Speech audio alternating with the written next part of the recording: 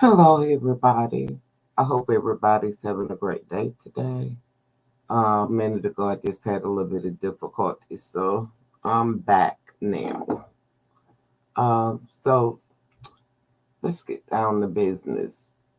Today, I wanted to talk about Donald Trump. Um, Lost his lawsuit against Miss Carroll. She won $5 million in the sexual assault and defamation case. So I want to hear what the news got to say, and then I have a clip. Well, I have some things I want to discuss, but let's get into this and let's see what the news is actually saying.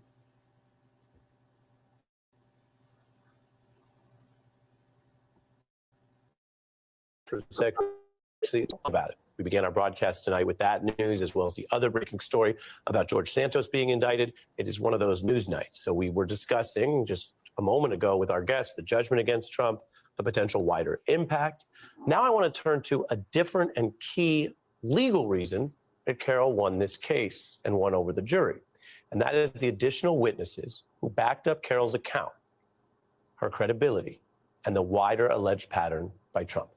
Carroll took the stand testifying about the attack, and her legal team presented 10 witnesses in addition to her.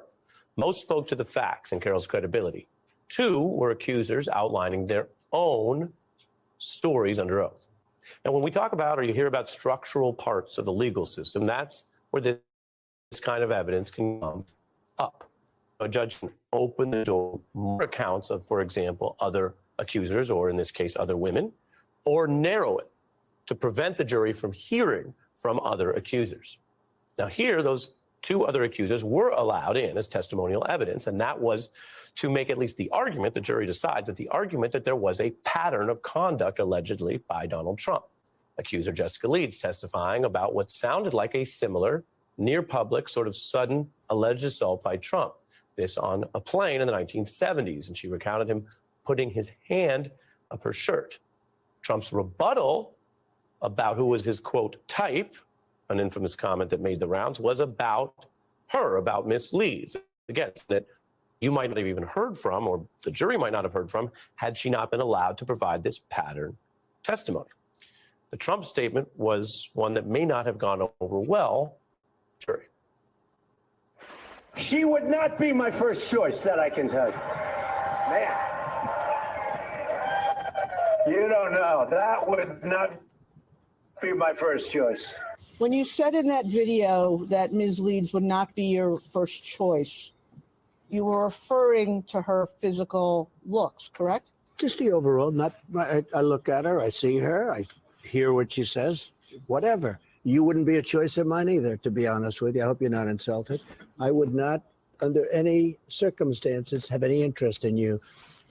I'm honest when I say it. So this jury, which ruled against Trump, assessed that. The other accuser that was also allowed to testify was People magazine writer Tosh telling an alleged assault at Mar-a-Lago. And both women, we should know, had been publicly silent about this until that Access Hollywood tape came out. Another witness, also hailing from journalism, is former editor-in-chief of Elle magazine, Robbie Myers. You could see arriving at the court there. And she took the stand not as an accuser, but to provide her knowledge of Carroll's work, testifying that she was important to the Elle brand because of her column. Myers publicly describing her as an American original and to many an icon in public. Carroll's attorneys arguing that she lost that column partly because of Trump's defamatory attacks. The jury ultimately heard from many more witnesses for Carroll than for Trump. Most of them were basically backing up the general story and facts, plus the 2 with their own allegations against Trump. Now, in a civil case about what is an old incident, there was no physical evidence, no DNA, no security camera footage. This case boiled down to testimony. And tonight it is clear the jury found Carroll's witnesses to provide credible testimony. We now turn to our exclusive. Journalist Robbie Myers, also a witness in this case, joins us now. Thank you for being here on a newsworthy night. Well, it is a newsworthy night, and I think it's a pretty happy night for a lot of people. People are pretty excited. The minute I read it, I sort of took a breath, because I think a lot of people assumed that this wouldn't be the outcome. And partly because, and you know, I don't really want to criticize anybody, but when you walked into that courtroom, there were 6 men and 3 women. And I think a lot of women were sort of afraid that maybe the men wouldn't believe E. Jean and some of the things that had happened to her. It was very dramatic. I have to say, I think it was a good day for men, because all of them and the 3 women stood up for E. Jean and believed what it was that she had to say. When you were testifying, what did you glean from the jury? What did it feel like in the room? Well, honestly, I mean, I was the last person to testify. I think that they had a long 2 weeks, and I think that they heard a lot of really upsetting things. We know that there was sort of his lawyers kind of went after E. Jean and the other witnesses in a way that they didn't come after me.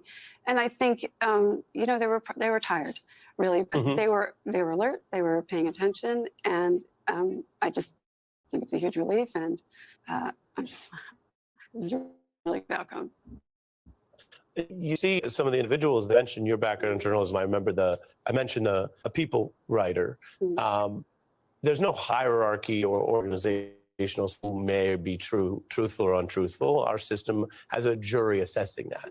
But I think it's fair to say, tell me if you disagree, that people who have to write and tell the truth for a living, who go down to work on a story, have a lot less reason. It's hard to get your head around a theory of the case where the writer for the magazine, for example, goes down to write the story and then fabricates something and then hides it and then brings it back later. In other words, while I mentioned due process, and we take that seriously, I mentioned that earlier tonight, the sort of Trump Tacopina argument had to be that Carroll and these other witnesses were all on this weird long-term fabrication journey. The jury did not buy that. As someone who was inside the room, was that clear to you? Was that obvious? Was that definitely not going to work, that attack? Well, it wasn't going to work because it wasn't true, right? And my role really was to talk about the long relationship I had with E. Jean when we worked together. And I knew her as a professional. I think what a lot of people don't know, and part of my job was to talk about her long history as a reporter and as a journalist. I think people sort of thought, you know, she writes, you know, she does this kind of advice column for women, you know, as if that's worth being dismissed. But if you go back to her career, right, she was one of the first women to write for Esquire, which, you know, is a very manly place. She was nominated for an Emmy when she worked at Saturday Night Live. She worked at Rolling Stone. She wrote Hunter Thompson's biography. I mean, this woman is a reporter. And what I really needed people to know and want to say is that she brought those same things to her column, which is to say women would write in, people would write in with all kinds of questions, and she would go and report them out. She would talk to the experts, many of whom you've talked to, and there were whole answers. You know, she has a great voice, right? And sometimes people think, well, she sort of is sort of funny, and she is. She's all of those things, but she's a truth teller, and she always has been. You think about, and this comes up a lot, sort of what we're talking about tonight, the overlap between journalism when it's done right, which is you talk to everybody, you gather the facts first, you try to fact check first, then you put it out there, and the legal process, right, which is a different model. It tests it with this sort of adversarial fight. And the civil process is what's more likely than not, and the criminal's a much higher bar, right? I'm curious what you think about this overlap here, because I mentioned the witnesses, and I'm going to make a very broad analogy, but I'm curious for you to weigh in on it, given your experience and you testifying. In the old days, the way these cases worked, and we've put a spotlight on that, judges, who were overwhelmingly male, were very loath to bring in these outside accounts, these pattern witnesses, right? Which I think, to make a rough analogy, would be like if you were reporting a story for your magazine, but there was a limit, you couldn't actually talk to extra people who had facts. Not extra random people, you still have to fact check it. But the idea that you limit it that way, right? And I want to be clear, there are some reasons why you don't just bring in everybody into every trial. But we've clearly seen that as these movements have gained influence, judges are willing to let in more of these accounts. And it seems to be changing how these cases are resolved. Well, that's very good news. I mean, I think you're the attorney. You know more about that. But you're the than I do. witness. Well, and I was the witness, and I can't really comment on whether or not most judges are sort of more open to these kinds of things. But I will say that it was nice to be at a magazine in the modern era because we could do whatever we needed to do to tell a story properly. Right. And Well, I'll ask it different. Mhm. Would this case be different? This is what they call a leading question, but we know each other. Would the case be different if a judge did not allow these other women to testify about their allegations that Donald Trump did something similar to them? Well, I would say absolutely it would have had a different outcome. But I never even occurred to me that a judge wouldn't let this many people. Well, again, we're going into depth, but I think it matters on a night like tonight. In Cosby 1, they didn't allow the outside pattern testimony, and he got off. And then in Cosby 2, they did. And the jury only knows what it's told. That's how this is supposed to work. And the jury said, well, wait a minute. If it's not just about her, it's all these other things. And it changed it. Now, we talked about in a prior segment, he later got off on a different technicality, but that's not even about the jury. This is one of those things where people say, you can't do that. And we're not going to hear from all these, quote, women. That was the model. Now that's changing. And suddenly, again, if a jury hears from people they don't find credible, fine. But it would seem that these people who are accused of serial misconduct, it's rather permissive for the jury to not only assess your former writer or employee, Carroll, but other people and say, oh, well, there's kind of a pattern here. Well, and there is kind of a pattern here. And I think, as I said up earlier, that I think that those two other cases in some ways opened the door a little bit.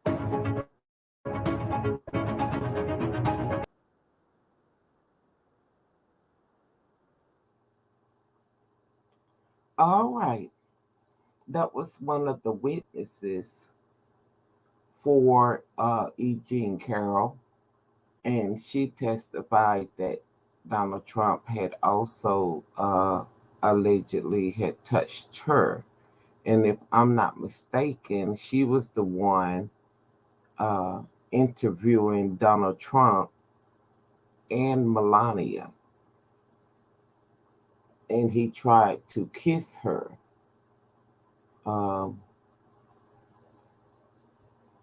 He tried to kiss her.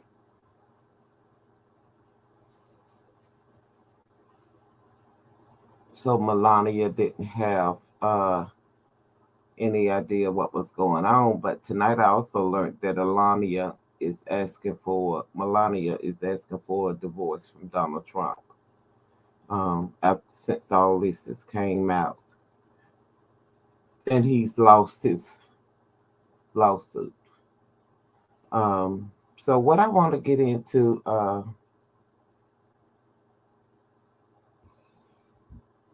the jury finds Trump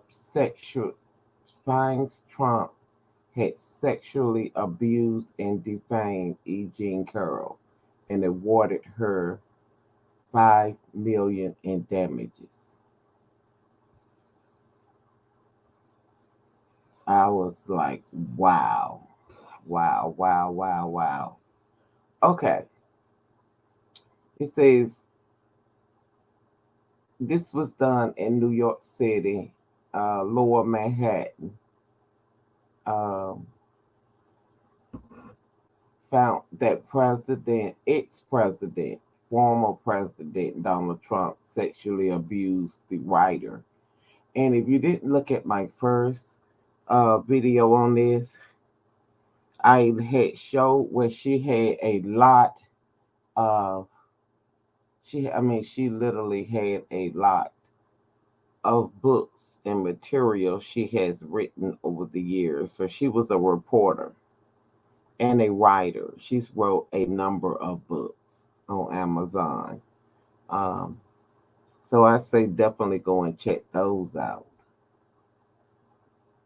But this is our ex-president. Is he a rapist? I don't know. Let me know how you feel about it. I value your feedback, your comments. Like and subscribe to my channel. I definitely would appreciate that. And give me 1 second and we're going to come back. Wait, let me see. I don't know. I guess I can play that at the end. My video. But they said that Donald Trump, this is what he's accused of doing, had went with her in a dressing room. This was all done in the mid-90s. They were in a dressing room in New York uh, at a clothing store, and he was looking for, I guess, some gown, a nightgown or something like that, a gift for another female. And this was, and what she said is that they were looking and laughing, and it might have been some flirtations going on. But then things got out of hand when they went upstairs to look at other clothing, and he slammed the door. And she said that he raped her, you know, in the clothing store. He put his hands between. This is what she testified to, is that he put his hands between her legs and then his penis, uh, and he injected in her. So to me, that's rape. And he did penetrate. So her attorney was like, "Well, why didn't you scream?" And she, um, everybody's not going to scream.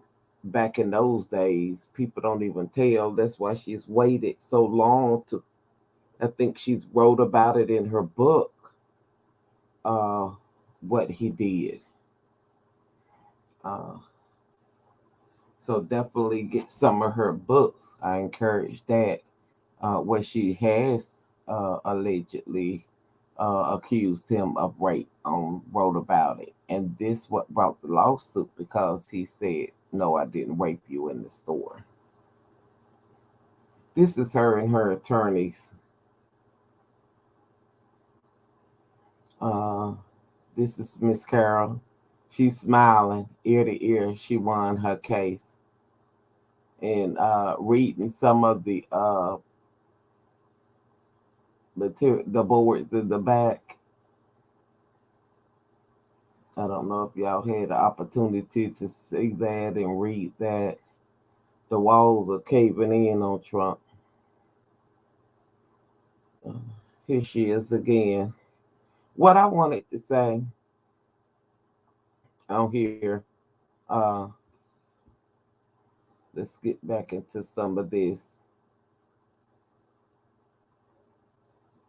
Donald Trump said they asked him to take, okay, before we get into that, Carroll had sued Trump because Trump came out and said that he would not sleep with her.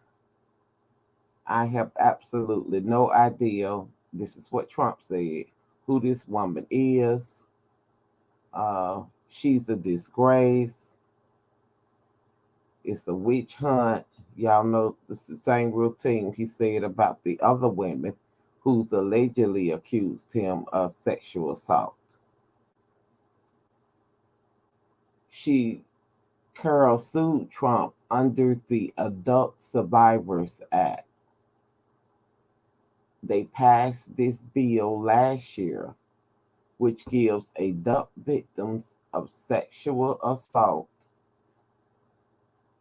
and abuse 1 year to bring lawsuits against their alleged perpetrators, regardless of when the alleged abuse took place. So to me, what's that saying is that regardless of what happened, however long it has been, you got 1 year to bring these people to justice. And this is what she did, because Donald Trump had said that she was pretty much a liar. And she wanted to go to court to prove that she wasn't a liar. So there were 5 things that helped with her case. one of the things that helped her win this case is that even though she testified for 3 days, um, she's 79 years old now. She had said that she was agreeing to help him. Okay, this is what she said on the witness stand, that she was agreeing to help him shop for a gift for a woman. They, I guess it might have been a little flirtatious, or they knew each other from the past, but not in a sexual way, but just as, I know you, hey, how you doing? Uh, and they were just laughing or joking around until they was looking for lingerie. They was in the lingerie department. He shut the door behind him, and that's when he had allegedly raped her. And so that's what she had testified to on the stand. And then his lawyer asked her, "Why didn't you scream?" And she said, "I'm telling you, he raped me. Whether I screamed or not," she declared, I don't need an excuse for not screaming." And she's got a point there. Whether I screamed or not doesn't mean it didn't happen. I don't have to make an excuse on why I didn't scream. A lot of times people are shocked, um, and they don't scream because they sitting there, they shocked. They don't believe that it's happening to them. So another thing that got him convicted was 5 things. That's number one. Of the other women testified under oath that Trump had, one of them testified that Trump had kissed her and groped her without her consent. And that was during a flight to New York. And this was in 1979. The second woman, who was on the video earlier, she worked for People's Magazine. And she told the jury that she was interviewing Trump and his wife. Remember when I told you that earlier? At Mar-a-Lago estate in Florida in 2005.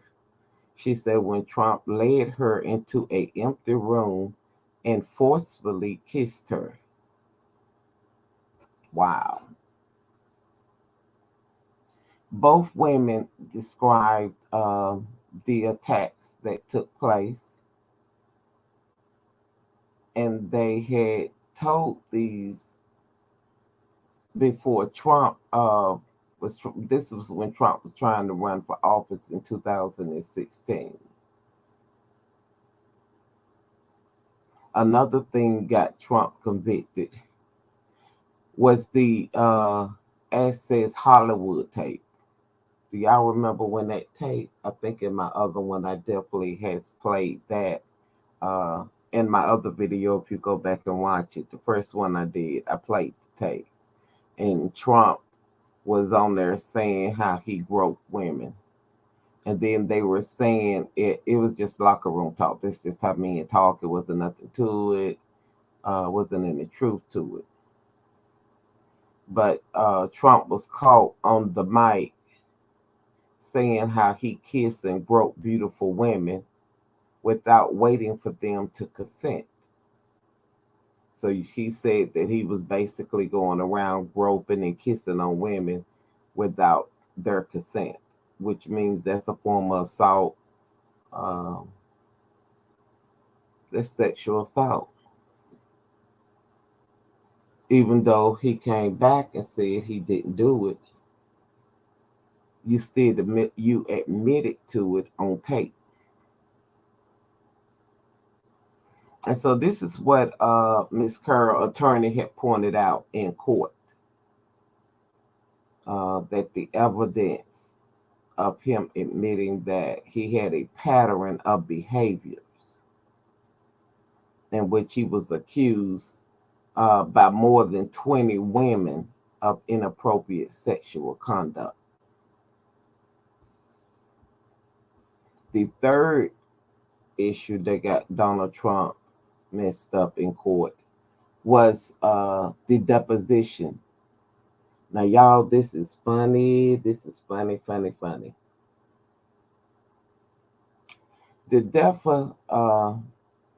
When they did his deposition testimony, and they asked Trump what got him messed up, and this was they showed him two pictures. Now, this is that's Miss Carroll. These are, I'm gonna come back to what I was talking about, but I want to go with on here so I can get to the one that I was talking about. These are 25 women who has allegedly said that Donald Trump has sexually assaulted them in some type of way. And so I would advise y'all to take a look at that. And I'm like, wow, out of 25 women, everybody's not lying. But I have a clip at the end of this wherein, to me, and this is my opinion, Donald Trump's wife, second wife, looks just like Miss Carroll.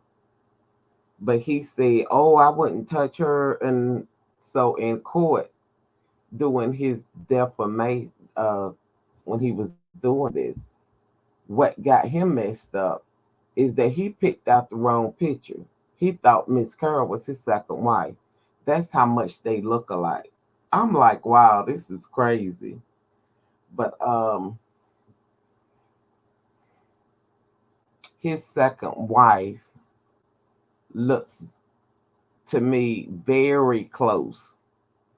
So if you've been with your second wife, however many years they were married, and you couldn't tell her from this lady who you said you would never be with because she's not your type, and her attorney brought it up, well, she's definitely your type, because you couldn't tell the difference between her and your second wife on a picture. I was like, wow, this is he messed his own self up. He definitely messed himself up right there. I mean, you don't even know the difference. So that was the third thing that messed up Trump. The fourth thing is that there were 11 witnesses that got up and testified against Trump. The judge had asked him, do you want to get up here and testify? Because he did not want Trump coming back saying that they didn't allow me to testify. And he gave him the weekend. He said, this young lady has 11 witnesses that has got up in the stand and testified. Donald Trump did not have one witness. It messed him up. But the judge asked him, giving him an opportunity to change his mind in the middle of trial, asking him again, do you want to testify? And I guess Donald Trump said no. That messed him up. What they did was ask for a mixed trial, and the judge denied it. The fifth issue that messed up Donald Trump was Trump's lawyer in closing argument.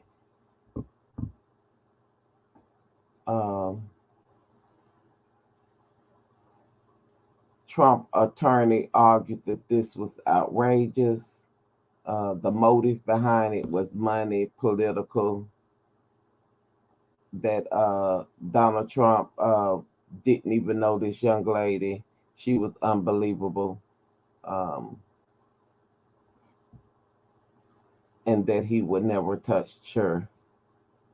But on rebuttal, Ms. Carroll attorney came back and said that Donald Trump said he would never touch her, but in his death of, but when they had the death of, when he had to go through the death, whatever what you want to call it, Trump didn't know the difference between Miss Carroll and his wife, so he messed up. And I think that was the biggest thing that really got Trump on these charges. When you can't tell the difference between your ex-wife and Miss Carroll, who's allegedly said that you raped her.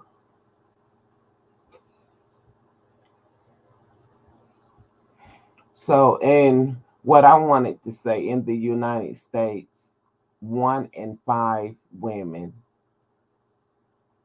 during a lifetime would be raped. 24.8% has experienced some form of sexual violence in their lifetime.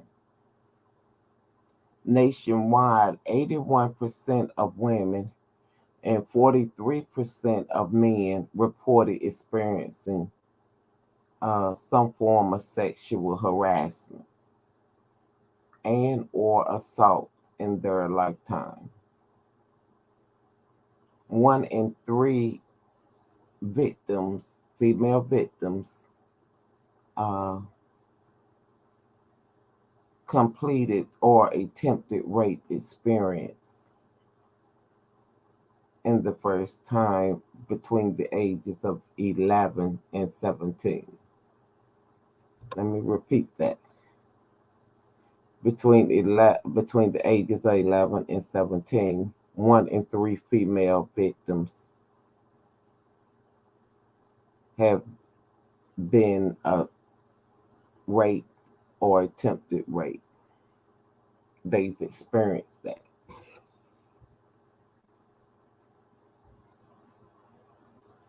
About 1 in 4 male victims attempted rape between the ages of 11 and 17.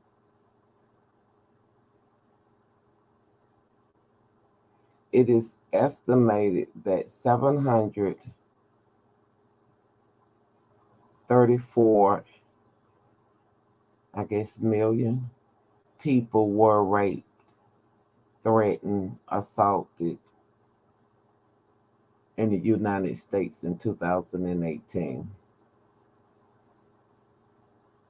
40% of rape and sexual assaults were reported to police in 2017, but only about 25% were reported to police in 2018.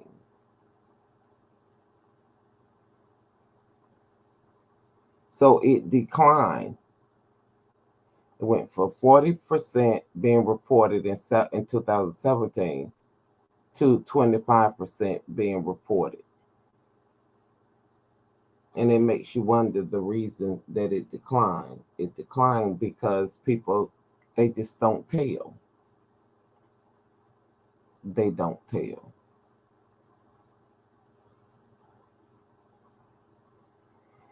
Is it because some cases have been reported? And that's a low amount, false reporting of assault. Almost 1 in 4 undergrad women experience sexual assault or misconduct at 33 of the nation's major universities. 1 in 4 has been sexually assaulted on university campuses. Wow. About half, 51.1% of female victims of rape reported being raped by an intimate partner, and 40.8 by an acquaintance. It's somebody they knew. Somebody they knew. So 51.1% of female victims of rape reported being raped by an intimate partner, and 40% by an acquaintance. Wow.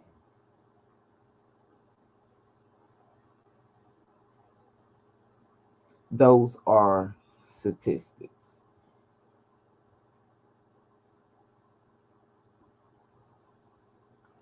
Okay, this is what I wanted y'all to see. In the first picture, this is Donald Trump's second wife. Now, to me, tell me your opinion. Doesn't she look a lot like Jean Carroll?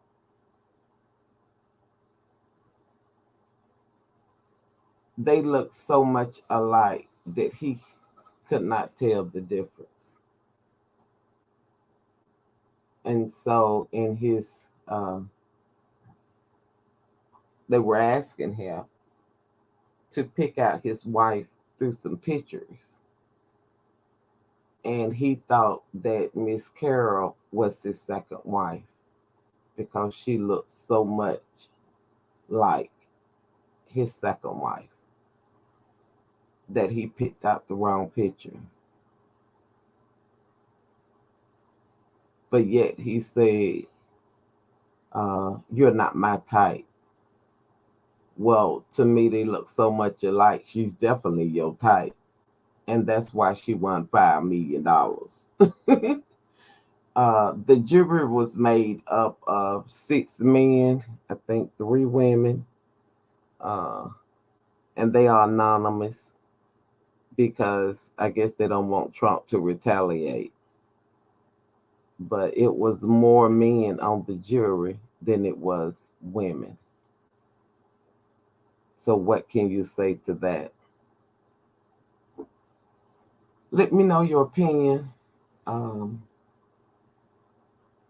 Let me know.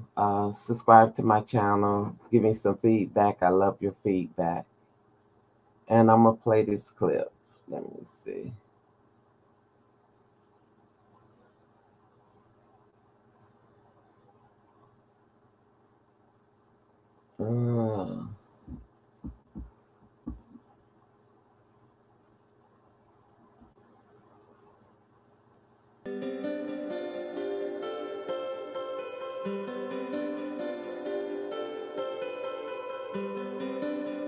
Welcome to my show.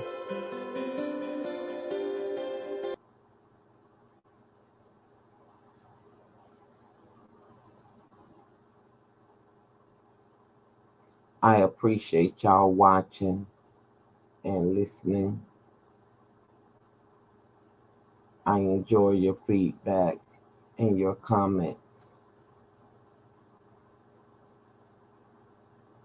Especially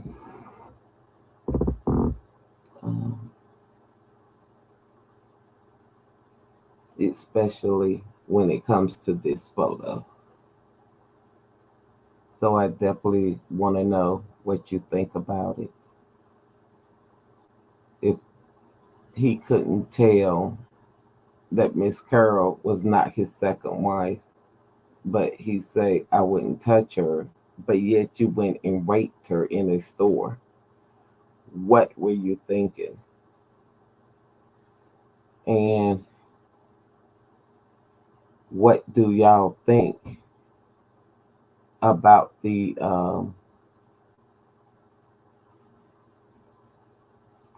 25 women? What do you think?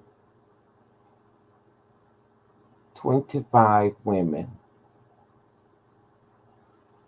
who has came forth and asked and said that Donald Trump has sexually assaulted them in some type of way. And then he admitted to it on tape. even though he said it was locker room talk. I don't believe it was locker room talk. It seems that it was the truth and you just got caught. So did we have an ex-president who's a rapist? Tell me your point of view. Is he a rapist? Is he not? Do you think 25 women has lied? All 25?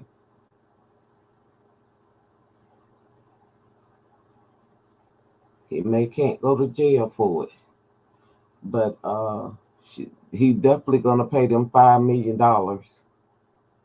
And then tonight, after this, Melania Trump says she's wanting a divorce. She's filing for a divorce because he lost his lawsuit. She didn't believe the women, but now she believes them. That maybe my husband has went out here and he's a rapist. My heart goes out to all these young women who has been assaulted.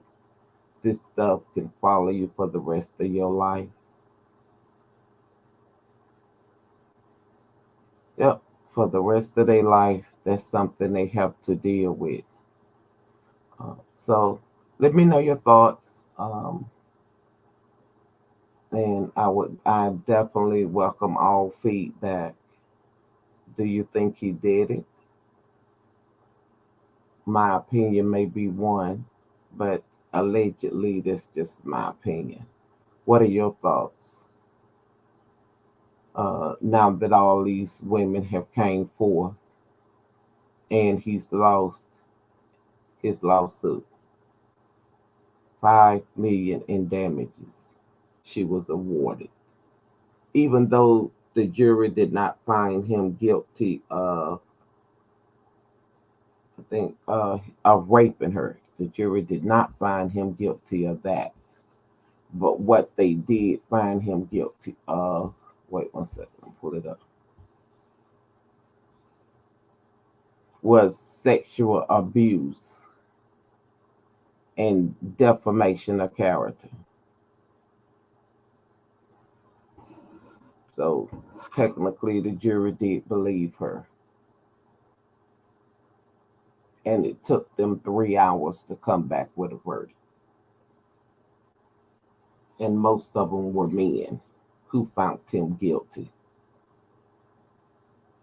That speaks volume. Thank you for listening.